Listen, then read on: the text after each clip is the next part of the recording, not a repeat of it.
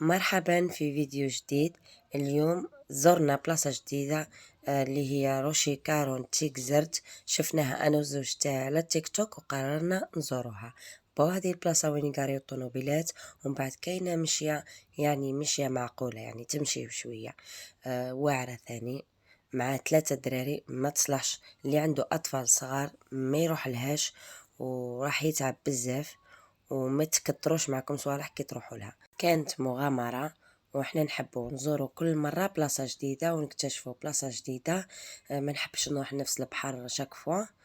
كما قلت لكم الدراري ما تدوهمش معكم لهاد البلاصة اللي حاب يزورها، وبصح هو بحر ما شاء الله جنة. يعني عومت أطفالي هكا، لقيت بلاصة شوية ماشي غامقة، قلت نعومهم فيها شوية. شوفوا كيفاش دايرة هذيك بلاصة كي الغار، فيها فتحة في هذاك روش حتى الجهة اللي ملهيه. ما قدرتش نصور لكم ولا خطاش لازم نعس ولادي في البلاصة كيما هذه، ما كاش كيفاش نلها بالتصوير، مي حاولنا نبارطاجيو معكم لو ماكسيموم. هذه كانت مغامرة بالنسبة لنا، وكانت رحلة فعلا ممتعة، عجبنا الحال بزاف. وان شاء الله تكون عجبتكم هاد الفيديو. ما تنسوش تدعموني بجام وكومنتير ومتابعة للي ما راهش مازال يتابع فيا. وصلنا لنهاية الفيديو تاعنا نهار اليوم، وإلى اللقاء في فيديو آخر إن شاء الله.